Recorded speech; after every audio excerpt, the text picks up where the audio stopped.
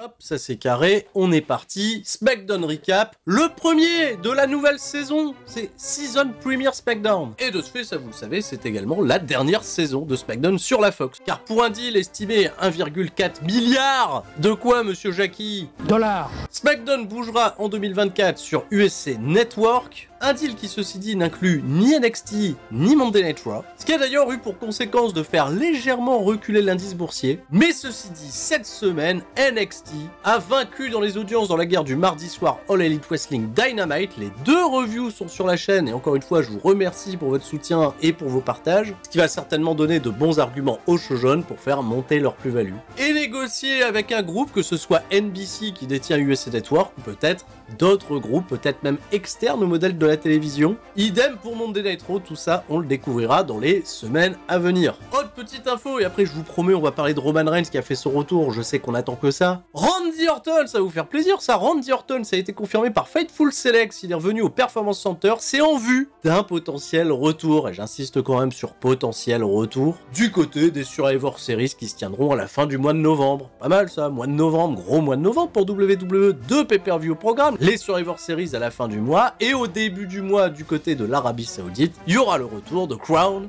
Jewel.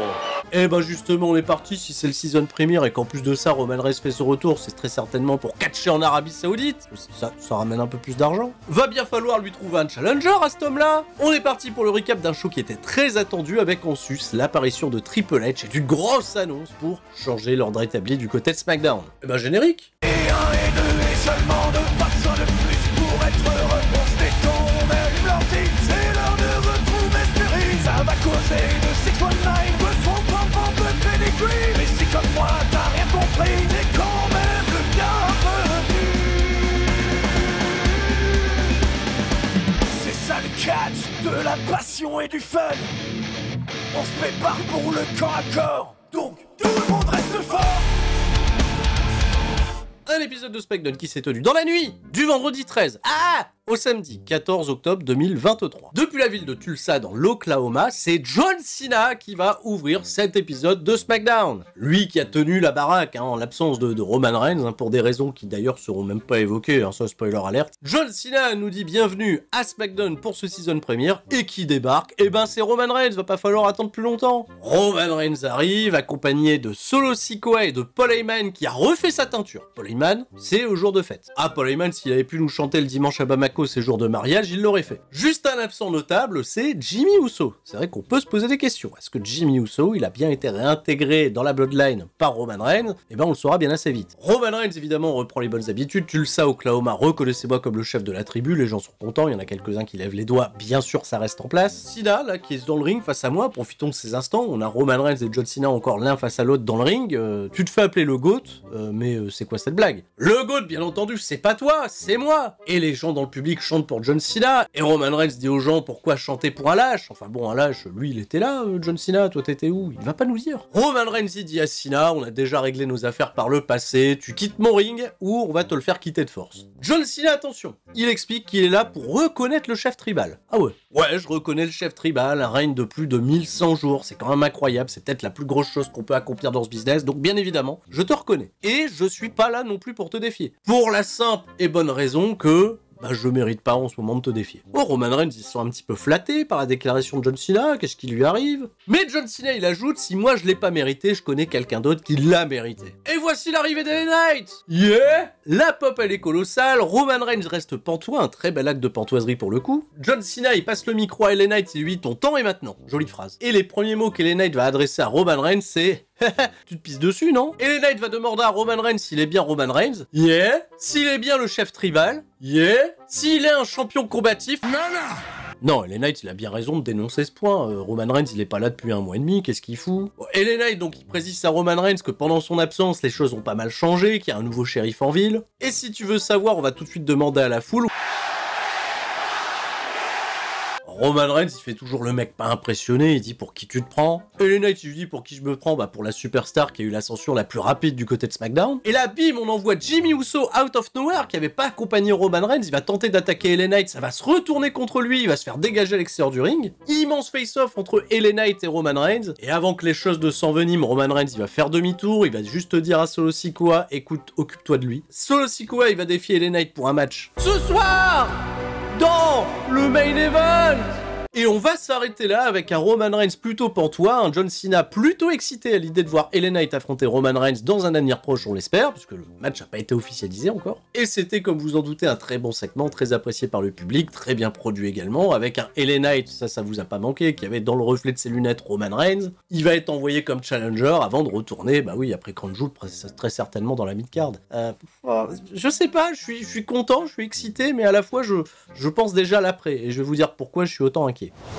Allez, un petit peu catch dans cet épisode de SmackDown. C'est pas le catch qui a le plus brillé. On va pas retenir le catch en lui-même dans cet épisode de SmackDown. C'est plus comment les intrigues ont évolué. Les Pretty Deadly ont fait leur retour. Bravo Elton Prince qui s'est soigné de cette blessure à l'épaule très vite. Et nul ni deux, ils affrontent déjà les Brawling Brutes, dont Ridge Holland, fils de François, avait causé la blessure de Elton Prince quelques mois auparavant. 9 minutes d'action où les Brawling Brutes vont avoir le gros avantage sur le combat. Elton Prince, à la toute fin de match, va feinter une blessure à nouveau, cette fois-ci au genou. On se dit vraiment il a pas de bol, mais en fait non, c'était un piège pour que son pote Kit Wilson il porte un Game & Gary sur Ridge Holland, un roll-up pour terminer ça. Bah oui, la bonne vieille et traditionnelle roll-up zone. Mais c'est marrant de voir Pretty Deadly s'être joué totalement de la vigilance de leurs adversaires pour remporter une victoire. Ils sont insupportables, très bon gimmick. Est-ce que justement les deux teams sont voués à s'affronter dans la mid-card à vitam aeternam, ou est-ce qu'on va les envoyer séparément vers d'autres programmes? On nous remonte le retour de Carlito lors de WWE Fastlane. Kayla Braxton en interview. Carlito, qu'est-ce que t'as pensé de ton retour? Eh ben, si j'ai qu'une chose à dire, eh ben c'était cool. Hop, il a sa pomme, tout ça. Il y a Bobby Lashley qui arrive. Bobby Lashley il fait haha Carlito, je suis content de te revoir. La dernière fois que je t'ai vu, je crois que tu perdais à SmackDown en 2007. On sait pas. Carlito il lui dit qu'il y aurait un autre truc qui serait cool, ce serait de l'affronter à SmackDown pour ses débuts. Bobby Lashley semble accepter, mais en fait c'est un traquenard. Il y a les Street Profits qui viennent attaquer Carlito. Il y a Adam Pearce qui dit envoyez-nous des arbitres. Il faut séparer tout ça. Voilà, des gens pour séparer. On est parti à la pub, retour de pub. Il y a toute la LWO qui vient au chevet de Carlito. Apparemment l'attaque elle est grave. Je sais pas si elle est grave. Et il y a Bayley qui arrive et qui dit à Adam Pearce au fait c'est quand la célébration pour Io Sky, parce qu'elle a gagné quand même le Triple Threat. Il y a une célébration. Et là il y a Zelina qui arrive. Elle dit bah ouais mais Carlito il s'est fait taper. Il y a quand même plus grave à gérer. Bayley et Zelina elles s'engueulent. Donc Adam Pearce il dit bah allez au ring, allez faire un match. De toute façon on n'avait rien prévu, allez faire un combat. Mais bien plus pertinent et bien plus intéressant pour la suite de notre intrigue, Roman Reigns dans le vestiaire de la Bloodline, il y a Paul Heyman, il y a Solo Sikoa, il y a Jimmy Uso. Et Roman Reigns, même s'il est plutôt cool dans sa manière de le dire, il semble demander des comptes à Jimmy Uso. Alors t'as fait quoi là pendant les derniers jours? Jimmy dit bah j'ai essayé de gérer les choses en ton absence, de prendre des initiatives, d'avoir des directives, le capitana, enfin tout ça quoi. Et là Roman Reigns lui dit pourquoi t'es le quarterback dans l'équipe? C'est qui le quarterback? C'est toi ou c'est moi? Si t'étais quarterback tu ferais quoi là comme premier move? Bah je sais pas moi, choper Jey Uso. Bah, on s'en fout de Jey Uso, il lui dit Roman Reigns. Jey Uso il a manqué de respect à notre famille. Moi ce qui me fait chier c'est que Jey Uso il soit sur le show ce soir et surtout qu'il traîne avec Cody Rhodes. C'est ça qui est humiliant. Donc Roman Reigns il insiste, règle-moi cette situation Jimmy. Jimmy lui dit hit. Roman Reigns il aime pas qu'on dise hit. Il aime pas ce mot là. Non. Second combat de la soirée, Bayley accompagnée par Io Sky qui a pas eu sa célébration et Dakota Kai, elle va affronter Zelina Vega. 2 minutes 40, on leur a pas laissé beaucoup de temps. Zelina Vega elle domine une grosse partie du match, Bayley elle est en galère. Bah Bayley en même temps ça fait longtemps qu'elle a pas gagné un match. Sa dernière victoire justement ça remonte à une victoire contre Zelina Vega en juillet dernier. Zelina Vega elle va porter sa version modifiée du 619 qui était plutôt un 309,5. Ah ouais, entre la première et la deuxième corde, elle va même en faire un sur Io Sky parce que évidemment Damage Control elles vont chercher à gruger. Et Bayley justement elle va profiter de cette gruge pour remporter la victoire. Bayley, ça y est, elle casse un peu sa streak de défaite. Mais c'est quand même bizarre de donner une victoire pas clean à Bayley contre une Zelina Vega qui a pas véritablement de grand programme pour le moment. À la fin du match, Damage Control, elle décide toute d'attaquer Zelina Vega et Charlotte Flair, elle va faire un save un peu étonnant. À la voir courir là sur la rampe d'entrée avec ses talons, c'était un peu bizarre. Mais merci Charlotte qui est venue sauver Zelina Vega. Charlotte dans la LWO. Et je pense qu'elle a des contacts avec les latinos, Charlotte Flair. Bien. C'est l'heure de l'annonce de Triple H. Bel accueil pour Triple H. Bravo Triple H. Voilà, solo booking désormais. Hein, on le sait maintenant. Vince McMahon apparemment ça a été mis de côté. Ça a été encore une fois plus confirmé par plein de médias. Il aurait tout le pouvoir créatif. Et il est là surtout pour féliciter quelqu'un qui a fait un travail de l'ombre incroyable pendant ces 3 dernières années. Il s'agit de Adam Pearce. Adam Pearce a été un super manager pour les deux shows, que ça soit Raw ou pour SmackDown. Et là, il est prêt à donner une promotion à Adam Pearce. Il va le nommer General Manager de Monday Night Raw. Alors, je sais pas si c'est une véritable promotion d'être General Manager, vu qu'il faisait déjà ce boulot-là. Mais en plus de ça, il le faisait pour les deux shows. Et là, Triple H, il s'est justifié. Il a fait, ouais, c'est un immense boulot, on peut pas faire ça tout seul. À un moment, je sais pas, il y avait pas Sonia Deville qui faisait General Manager. Il a une grosse annonce, c'est qu'il y aura désormais un General Manager du côté de SmackDown. Et là, bim, musique de Dominic Mysterio. T'es pas invité pour autant. Ils ont fait juste le gag, ils ont fait le même. Du type qui se fait interrompre par le Judgment Day. Dominic Mysterio, il est venu tout seul. Il y a pas le Judgment Day avec, il y a pas le petit JD, il y a pas Dada, il y a pas Fifi, il y a pas Mamie, c'est juste Dominic Mysterio qui dit oui, les injustices. Enfin, il dit plutôt oui, les injustices.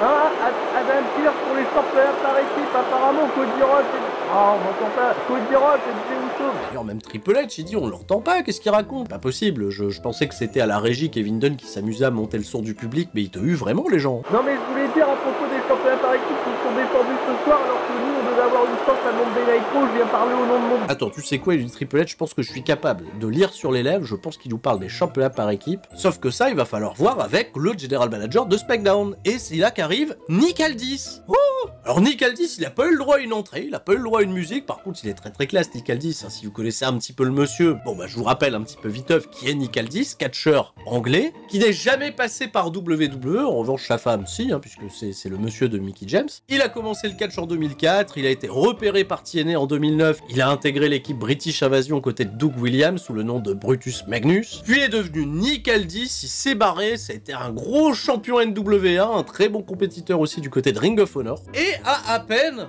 36 ans, c'est vrai que c'est un peu bizarre de se dire ça, à juste 36 ans, il va troquer les bottes de catch pour un rôle de General Manager. Alors après, il a la stature, il a la carrure pour le faire, il a ce côté très très sérieux qui peut être très très cool. Le premier truc qu'il dit à Dominic Mysterio, c'est lui dit Dominique, je suis très fan de ton père. Ah! Et Nick Aldis, il fait déjà sa première annonce. Il y a quelques semaines, Jey Uso, il a été envoyé du côté de Monday Night Raw. Il nous faut quelqu'un de Raw en échange et j'ai l'honneur de vous présenter cette superstar. Et là, Dominic Mysterio, il s'agace encore. Qu'est-ce qu'on fait pour les championnats par équipe? Voilà, non, Nick Aldis, lui dit, c'est pas le sujet, les championnats par équipe.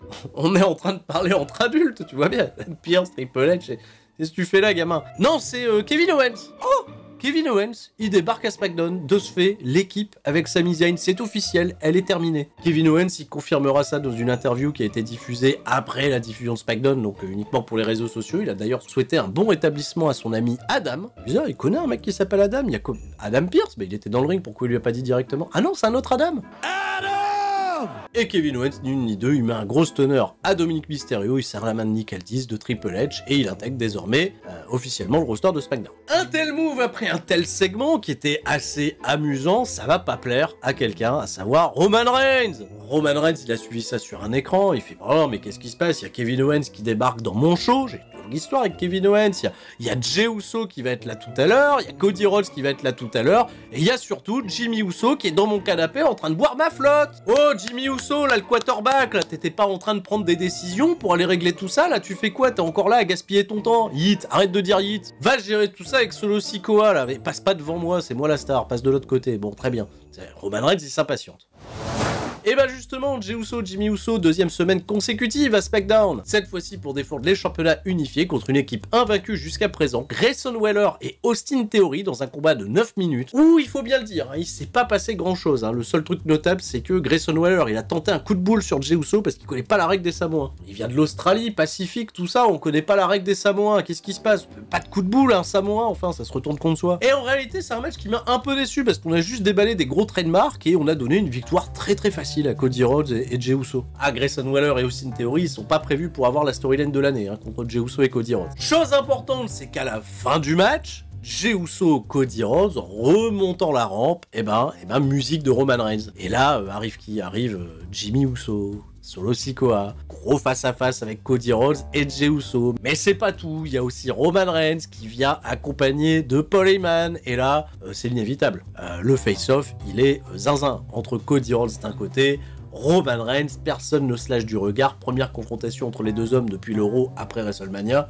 un Raw qu'on aimerait tous oublier. On est obligé de faire intervenir les agents, il y a Nick Aldis qui vient les séparer, qui leur dit pas ce soir les mecs, c'est pas maintenant, c'est pas pour maintenant, mais c'est une petite piqûre de rappel hein, pour nous dire que l'histoire n'est pas terminée. Et de ce fait, bah, l'histoire d'LA Knight, elle va pas beaucoup s'écrire. Hein, aussi. Ah non, là on nous a donné un gros indice les mecs. Hein, l'histoire c'est Cody Rhodes, Roman Reigns, chapitre 2, LA Knight, il va pas devenir champion du monde en Arabie Saoudite. Pourquoi on regarderait pourquoi on regarderait? Parce qu'on regarde toujours finalement ces matchs de Roman Reigns et on sait pas, on sait jamais ce qui peut arriver. Ça se trouve, l'Arabie Saoudite, ils ont payé plus cher pour que Roman Reigns y perde contre... Ah, on sait pas. Bon, on a assisté à un grand moment et j'ai totalement éclipsé un autre moment qui arrivait un peu plus tôt. C'était Nick Aldis, justement, backstage. Il est accosté par Chelsea Green et Piper Niven. Elle dit comment ça, le championnat par équipe, apparemment, ils ont été envoûtés, ils auraient reçu un mauvais sort. Qu'est-ce que c'est que ces conneries? Faudrait refaire les ceintures, faudrait qu'elles soient plus jolies, plus assorties, justement. Nick Aldis, il a fait, c'est pas le sujet. Là, j'ai un rendez-vous avec quelqu'un de plus important, Charlotte Flair. Charlotte Flair, elle arrive. Nick Aldis, il lui dit ok, j'ai vu ce qui s'était passé à Fastlane. T'auras un rematch la semaine prochaine contre Io Sky parce que tu mérites. Nick Aldis, il va faire les choses justes. Et Charlotte Flair, au moment de faire demi-tour, elle tombe sur qui? Elle tombe sur Jade Cargill. Voilà, ravi de te rencontrer. Ah, ravi, ça tu le sauras bien assez tôt. On sent que c'est un peu tendu. Il y avait Triple H qui était là, qui regardait. Ah, je vous présente, vous connaissez. Évidemment, Jade Cargill, Charlotte Flair, je pense que il y a que les montagnes qui se croisent pas. Et boum, vu que Solo Sikoa, depuis le dernier segment, il est déjà dans le ring, il attend LA Knight. Yeah! Et on est parti pour 12 minutes d'action d'un match en soi très très classique. Il fallait pas s'attendre à de l'excellent catch 2.0 avec des moves en pagaille. C'est LA Knight qui est une giga pop, donc quoi qu'il fasse, dès lors qu'il va mettre une petite pichenette dans l'oreille de Solo Sikoa, les gens vont être tarés. Alors il va se faire dominer par un Solo Sikoa qui a véritablement pas la hit la plus excitante du monde. Hein. Il y a beaucoup de prises du grappin. Ah ouais, la bonne vieille Nervold hein, qu'on a envie d'oublier, hein, mais Solo Sikoa il insiste, il aime bien attraper les trapèzes de ses adversaires. Ouais, il a mis 2-3 coups de cul, 2-3 coups de boule, il s'est fait contrer par une belle corde à linge à la volée de la part de LA Knight qui a réussi à réinverser la situation. Et quand il était peut-être sur le point de remporter la victoire, Jimmy Uso s'est pointé, sauf que Jimmy Uso il va se faire intercepter par qui? Par John Cena. Super timing de John Cena qui vient le cueillir au poteau avec un attitude adjustment. De ce fait, il n'y a pas de disqualification. Solo Sikoa, il repousse John Cena et de ce fait, il est distrait. Le BFT de LA Knight qui remporte la victoire 1-2-3. C'est toujours important de battre Solo Sikoa dans une course de challenger au titre de Roman Reigns. Et ben, ils n'ont pas attendu la dernière semaine pour le faire. Ils ont tout de suite donné cette victoire à LA Knight qui va se faire après le match. Coupé en deux par une spire incroyable de la part de Roman Reigns qui prend de ce fait la menace LA Knight plutôt au sérieux. Ah, même ce mari va faire c'est quoi ça que tu fais là comme ça? Non, on lève le doigt pour le chef tribal. Voilà! Les nouveaux programmes sont lancés, Kevin Owens fait son arrivée, la confrontation Cody Rhodes, Roman Reigns, pour nous rappeler hein, que ça tombera. Dites-moi ce que vous en avez pensé en commentaire, je vous informe juste que la semaine prochaine, il n'y aura pas de SmackDown Recap sur cette chaîne en tout cas, puisque si vous ne le saviez pas, je vous informe que les 20, 21 et 22 octobre, je serai tout le week-end en stream à l'eSpot de Paris pour lever des fonds au profit du SIDAction. Ça sera Gaming for SIDAction, il y a une quarantaine de streamers qui vont être présents sur place. On compte bien entendu sur vous, sur votre générosité, sur votre soutien également, parce que je vais faire 3 jours de stream, hein, ça va être costaud. Il y aura très certainement un SmackDown Recap qui se fera à ce moment-là, hein, qui sera fait sur Twitch et qui sera rediffusé derrière sur la corde à linge. On se retrouve mardi sur cette chaîne au plus tard pour le Raw Recap. Je vous fais des gros bisous et je vous dis à la prochaine. C'était Sturi et tout le monde, reste fort. Ciao, bye bye.